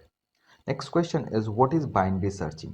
Binary searching is defined as searching algorithm used in a sorted array of repeatedly dividing the search interval in half. Binary searching में सबसे पहले हमको elements को shorted form में करना रहता है, then हम उसको दो भाग में डिवाइड करते जाते हैं। बाइनरी सर्चिंग में हमारा टाइम यहाँ पे रिड्यूस हो जाता है और इसकी कॉम्प्लेक्सिटी हमारी बिग O log n होती है, where n is the number of element. Next question is what are the complexity of linear and binary searching. Linear searching की बेस्ट केस में कॉम्प्लेक्सिटी बिग O1 होती है, binary searching की भी best case में complexity big O1 होती है, linear searching की एवरेज केस में कॉम्प्लेक्सिटी बिग On होती है, बाइनरी सर्चिंग की बिग O log n होती है, वर्स्ट केस हमारी लीनियर सर्चिंग की कॉम्प्लेक्सिटी बिग On होती है एंड बाइनरी की बिग O log n होती है। अगर हम स्पेस कॉम्प्लेक्सिटी की बात करें तो दोनों की बिग O 1 होती है। Next question is what is sorting? Sorting is a process to arrange element in ascending or descending order or increasing and decreasing order. What are the types of sorting? Sorting हमारे दो तरीके के होते हैं, ascending order and descending order. अगर element को हम बढ़ते हुए क्रम में लिखते हैं then ये हमारा ascending order कहलाएगा, अगर elements को हम घटते हुए क्रम में लिखते हैं then इसको descending order बोलेंगे। Next question is what are the different technique of sorting? There are various techniques of sorting. Few are there. First one is the bubble sorting, second one is the selection sorting, third one is the insertion sorting, fourth one is the merge sorting, and fifth one is the quick sorting. Next question is what is bubble sorting, why it is called bubble? Bubble sorting सबसे simplest sorting होता है that work by repeatedly swapping the adjacent element if they are in wrong order. It means ascending order में करते हैं तो बड़े वाले element नीचे होने चाहिए, छोटे एलिमेंट हमारे नीचे होने चाहिए। इसकी टाइम कॉम्प्लेक्सिटी हमारी बिग O n स्क्वायर होती है। इसको बबल इसलिए बोलते हैं क्योंकि अगर हम असेंडिंग ऑर्डर में इसको अरेंज कर रहे हैं तो जैसे जैसे प्रोसेस हमारा चलता जाएगा जितने भी हमारे छोटे एलिमेंट रहेंगे वो ऊपर चलते जाएंगे और बड़े एलिमेंट हमारे नीचे जाते रहेंगे, इसीलिए हम इसको बबल शॉर्टिंग बोलते हैं। Next question is what are the complexity of bubble insertion and selection sorting. यहाँ पे बेस्ट केस में बबल और इंसर्शन शॉर्टिंग की कॉम्प्लेक्सिटी बिग O n होती है और सिलेक्शन की बिग O n स्क्वायर होती है। एवरेज केस में सबकी complexity big O n square होती है, वर्स्ट केस में भी सबकी complexity big O n square होती है और स्पेस कॉम्प्लेक्स बिग O 1 होती है। Next question is what is command line argument. The most important function of C is the main function. It is mostly defined with a return type of integer and without parameter. Command line argument में हम programme को outside से control करते हैं। इसमें हम main function के अंदर दो आर्गुमेंट को भेजते हैं, पहला हमारा होता है आर्गुमेंट काउंट और दूसरा होता है आर्गुमेंट वैल्यू। यानी आर्गुमेंट काउंट अगर हमारे 5 हैं तो इसमें हम 5 एलिमेंट को पास करेंगे ARGB में और ये हमारी पहली जो वैल्यू स्टोर करेगी वो नेम ऑफ प्रोग्राम स्टोर करेगी और 4 जो होंगे वो हमारे वैल्यूज होंगे। Next question is what is preprocessor? The preprocessor is a program which processes the source code before compilation. It is represented by a symbol hash और इसको include कराने के लिए हम लिखते हैं hash include and then header file का name. Next question is what are the types of preprocessor? There are mainly 3 types of preprocessor. First one is the string replacement and macros replacement. Second one is the file inclusion and third one is the conditional compilation directive. Next question is what is macros? यहाँ पे देखिए हमने एक define किया है preprocessor has defined pi 3.14। तो यहाँ पे हमने लिखा है has define space PI space 3.14। तो यहाँ पे PI हमारा मैक्रोस है, ये हमारा एक वेरिएबल है, इसको हमने 3.14 वैल्यू से रिप्लेस किया है। तो ये हमारा हैश के साथ यूज हो रहा है, इट मीन्स इसको हमने as a preprocessor use किया है। तो यहाँ पे जब हम प्री प्रोसेसर को एज अ वेरिएबल किसी वैल्यू से रिप्लेस करते हैं तो ये वेरिएबल हमारा मैक्रोस कहलाता है। Next question is what is conditional compilation directive. Conditional statement जो भी यूज़ करते हैं उसको एज अ प्री प्रोसेसर जब हम यूज़ करते हैं तो वो हमारे कंडीशनल कंपाइलेशन डायरेक्टिव कहलाते हैं। ये हमारे होते हैं hash if, hash else, hash ELIF and hash end if. Next question is what is file inclusion? We can use a program as a header file in another program. Suppose करिए अगर हमने fact.c नाम का एक programme बना रखा है तो उसको दूसरे फाइल में एज अ हम प्री प्रोसेसर या एज अ हेडर फाइल हम अपने प्रोग्राम में इंक्लूड करा सकते हैं। इसके लिए हमको लिखना पड़ेगा हैश इंक्लूड और डबल कोट के अंदर उस फाइल का नेम जिस नाम से उस फाइल को हमने सेव किया है जिसको हम अपने प्रोग्राम में इंक्लूड कराना चाहते हैं। Next question is what is file. अपने प्रोग्राम में हम जो वेरिएबल और एरे का यूज करते हैं वो हमारे टेम्प्रोरी होते हैं। अगर हमको डेटा को परमानेंटली स्टोर करना है देन उसके लिए हम फाइल का यूज करते हैं। फाइल के अंदर परमानेंटली हम लार्ज अमाउंट ऑफ डेटा को स्टोर करते हैं। ये डेटा हमारे secondary storage devices like magnetic disk, optical disk and tape में स्टोर होते हैं। तो चलिए अब हम फाइल के बारे में बात कर लेते हैं। कलेक्शन ऑफ फील्ड जो होते हैं वो हमारे रिकॉर्ड कहलाते हैं। जैसे कि यहाँ पे एक एम्प्लॉय का अगर रिकॉर्ड हमको देखना होगा तो उसमें डिफरेंट फील्ड होंगे like employee name, salary, department, employee code. तो इस तरीके से कंपनी के सारे डिटेल को जब हम फीड करेंगे तो ये हमारा एक रिकॉर्ड जनरेट हो जाएगा। और employee name, salary, department, employee code हमारे फील्ड हैं। It means collection of field is called record. और जब कलेक्शन ऑफ रिकॉर्ड हम कर लेंगे तो वही हमारा फाइल बन जाएगा। It means collection of record is called file. और जब हम कलेक्शन ऑफ फाइल कर लेंगे तो ये हमारा डायरेक्टरी बन जाएगा। फाइल हमारे दो तरीके के होते हैं, text file and binary file. Text file हमारा सीक्वेंस ऑफ कैरेक्टर को स्टोर कराता है एंड बाइनरी फाइल हमारा 01 को स्टोर कराता है। टेक्स्ट फाइल का एक्सटेंशन .doc होता है। Next question is what is file handling function. File पे अगर कोई ऑपरेशन परफॉर्म करना है तो उसके लिए जो हम फंक्शन यूज करते हैं उसको हम फाइल हैंडलिंग फंक्शन बोलते हैं। ये हमारा stdio.h हेडर फाइल के अंदर इंक्लूड होते हैं। ये हमारे फंक्शन होते हैं fopen, fclose, putc, getc, fputs and fgets। Next question is what are fopen and fclose function. अगर किसी फाइल पे कोई ऑपरेशन परफॉर्म करना है देन उसके लिए सबसे पहले फाइल को ओपन करना होगा। तो फाइल को ओपन करने के लिए हम fopen फंक्शन का यूज करते हैं। इसको हम लिखते हैं, सबसे पहले हम लिखेंगे फाइल पॉइंटर, फिर हम लिखेंगे fopen और इसके अंदर जिस फाइल को ओपन करना है उसको डबल कोट के अंदर लिखेंगे, कॉमा लगा करके मोड लिखेंगे कि इसको रीड राइट कौन सा ऑपरेशन हमको परफॉर्म करना है। फॉर एग्जांपल हम लिखेंगे ptr is equals to fopen file name abc.c double quote के अंदर कॉमा r अगर रीड ऑपरेशन परफॉर्म करना है तो। fclose function is use to close the file. जब भी हमारा फाइल पे सारे ऑपरेशन परफॉर्म हो जाते हैं जो भी हमको करने हैं तो उसके बाद हमको फाइल को जरूर क्लोज करना रहता है। तो फाइल को क्लोज करने के लिए हम fclose फंक्शन का यूज करते हैं। इसके लिए सिंपली हम fclose के अंदर जो फाइल पॉइंटर होता है उसको पास कर देते हैं। फॉर एग्जाम्पल fclose ptr को हमने जैसे ही पास किया ये फाइल हमारा क्लोज हो गया। Next question is what are the mode of file. Different mode होते हैं फाइल के। अगर फाइल को रीड करना है तो उसके लिए R का यूज करते हैं, फाइल पे राइट करना है तो W का यूज करते हैं, अगर फाइल पे कुछ अपेंड करना है तो हम A का यूज करते हैं। Next question is what is EOF। EOF stand for end of file. Next question is what is a string? A string is a sequence of character terminated with a symbol null और इसके लिए हम %s specifier का use करते हैं और C string हमारे store होते हैं array of character में। Next question is write some string handling function. अगर स्ट्रिंग पे हमको कोई ऑपरेशन परफॉर्म करने हैं देन उसके लिए हम स्ट्रिंग हैंडलिंग फंक्शन का यूज करते हैं। ये हमारे string.h हेडर फाइल के अंदर इंक्लूडेड होते हैं और ये हमारे होते हैं strrev। अगर किसी स्ट्रिंग को रिवर्स करना है देन strrev का यूज करेंगे। नेक्स्ट है हमारा strcat। दो स्ट्रिंग को अगर जोड़ना है तो उसके लिए हम strcat का यूज करेंगे। नेक्स्ट है हमारा strcmp। अगर दो स्ट्रिंग को कंपेयर करना है देन उसके लिए strcmp का यूज करेंगे। नेक्स्ट है हमारा strcpy। अगर एक स्ट्रिंग को दूसरे में कॉपी करना है देन उसके लिए strcpy का यूज करेंगे। लास्ट है हमारा strlen। अगर किसी स्ट्रिंग के लेंथ को फाइंड आउट करना है देन उसके लिए हम strlen का यूज करेंगे। Next question is right header file name for string handling function. Hash include string.h header file हमारे स्ट्रिंग के लिए यूज होता है। इस वीडियो के डिस्क्रिप्शन बॉक्स में हमने पाइथन एंड डेटा स्ट्रक्चर के वाइवा के वीडियो का लिंक भी पोस्ट कर दिया है। अगर वहां से आप देखना चाहते हैं तो देख सकते हैं। Next question is write some string related input output function. String related हमारे इनपुट आउटपुट फंक्शन होते हैं। अगर हम बात करें इनपुट फंक्शन की तो ये होते हैं getChar, gets एंड scanf। अगर आउटपुट फंक्शन की बात करें तो ये होते हैं putChar, puts and printf। Puts और गेट्स का यूज हम बिना किसी स्पेसिफायर का यूज किए हम स्ट्रिंग वैल्यू को इनपुट कर सकते हैं। Next question is what is static memory allocation? Static memory allocation is allocated for declared variable by the compiler. The address can be found using address of operator and can be assigned to a pointer. The memory is allocated during compile time. Static memory allocation में memory हमारा compile time में allocate होता है। अगर हम memory को change करना चाहते हैं रन टाइम में तो ये चेंज नहीं होता है, इसलिए इसमें मेमोरी वेस्टेज होती है। Next question is what are the difference between static memory allocation and dynamic memory allocation. Static memory allocation हमारा कंपाइल टाइम में होता है, डायनेमिक मेमोरी एलोकेशन हमारा रन टाइम में होता है। स्टैटिक मेमोरी एलोकेशन में हम मेमोरी के साइज को रन टाइम में घटा बढ़ा नहीं सकते हैं।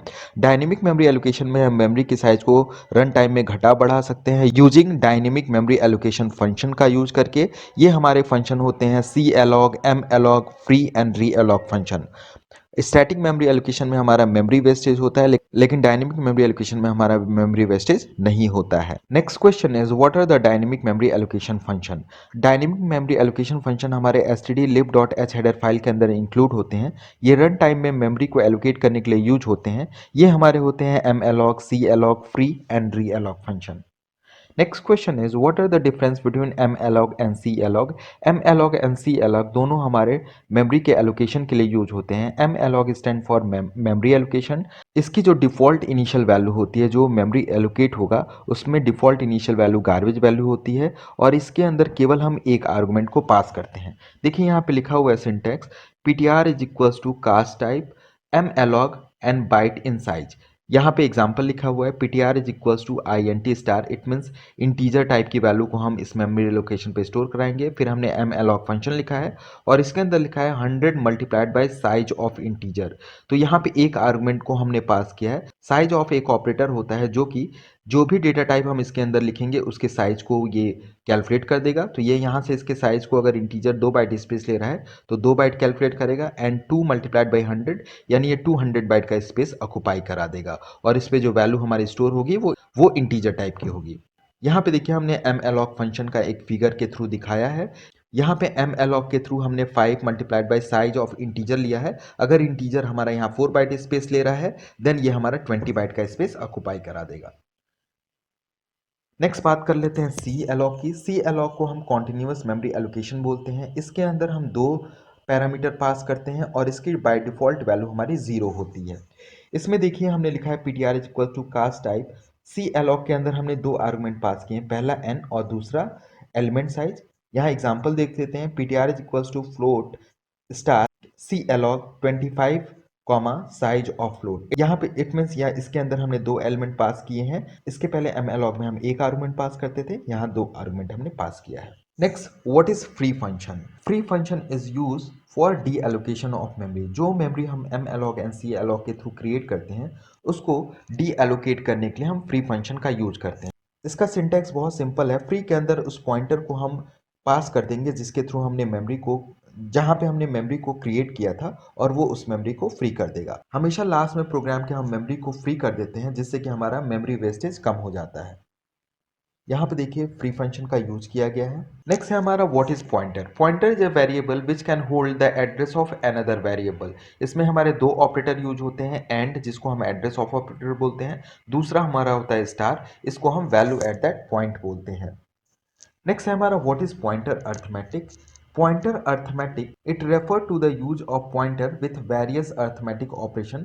2 हमारे अर्थमेटिक ऑपरेटर होते हैं, फर्स्ट होता है एडिशन एंड दूसरा होता है सब्ट्रैक्शन। यानी पॉइंटर को हम या तो बढ़ा सकते हैं या फिर घटा सकते हैं। तो बढ़ाने के लिए हम प्लस प्लस का यूज करते हैं, घटाने के लिए हम माइनस माइनस का यूज करते हैं। यहाँ पे अगर इंक्रीमेंट अर्थमेटिक पॉइंटर का यूज किया गया है देन हम लिखेंगे एंड ए प्लस प्लस, यानी एंड ए का एड्रेस है, इसको हम पोस्ट इंक्रीमेंट कर रहे हैं। यहाँ पे प्लस प्लस ए है, इट मीन्स इसको प्री इंक्रीमेंट कर रहे हैं। या फिर हम सिंपली इसको लिख सकते हैं and A is equals to and a plus 1।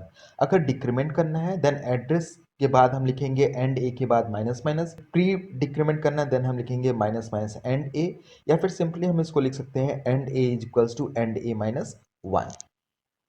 Next question is what will be the output. यहाँ पे देखिए 2 वेरिएबल x एंड y दिए गए हैं। एड्रेस ऑफ x y में स्टोर है और फिर हमने y को प्रिंट कराया है।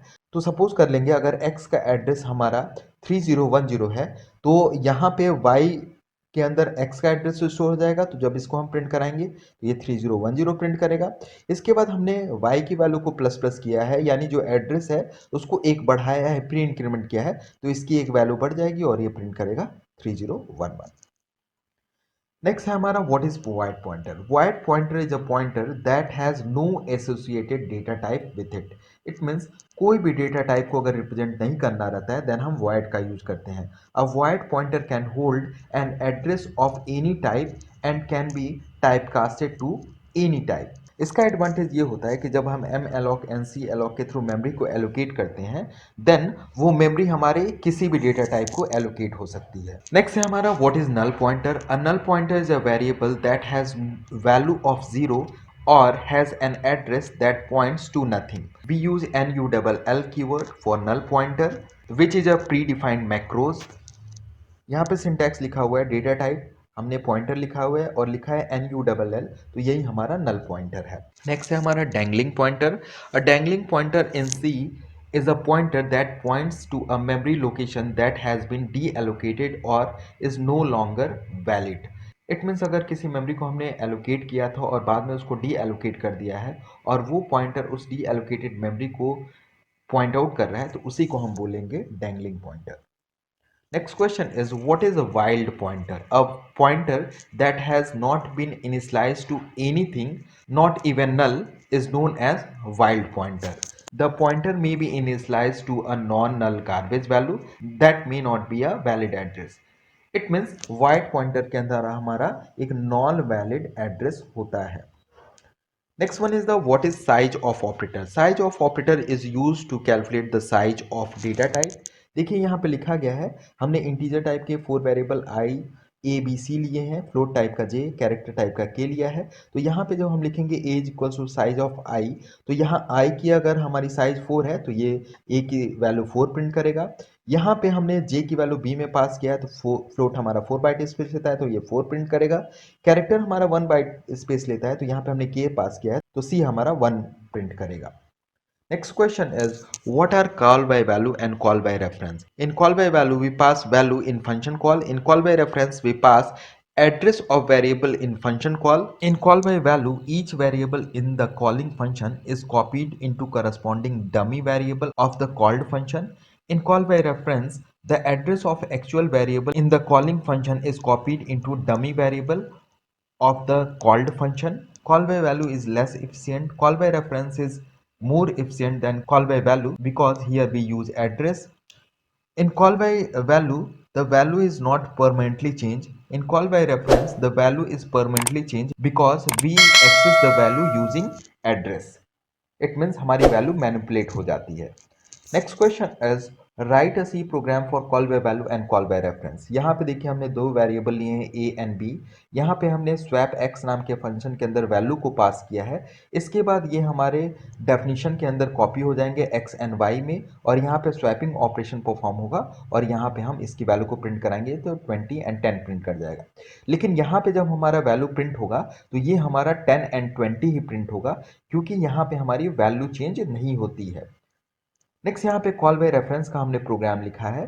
यहाँ पे हमने कॉलिंग फंक्शन के अंदर एड्रेस को पास किया है और ये हमारा यहाँ पे स्टार एक्स किया है यानी वैल्यू एट दैट पॉइंट, यानी एड्रेस पे हमारा स्टार लगा है यानी वैल्यू फाइंड आउट हो जाएगी। यहाँ पे स्वैपिंग होगा, यहाँ पे जब वैल्यू को प्रिंट कराएंगे तो ये हमारा 20 एंड 10 प्रिंट करेगा और यहाँ पे जो हम वैल्यू प्रिंट कराएंगे वो भी हमारी 20 एंड 10 प्रिंट करेगा क्योंकि हमारे इस एड्रेस पे वैल्यू ये मैनिपुलेट हो चुकी है।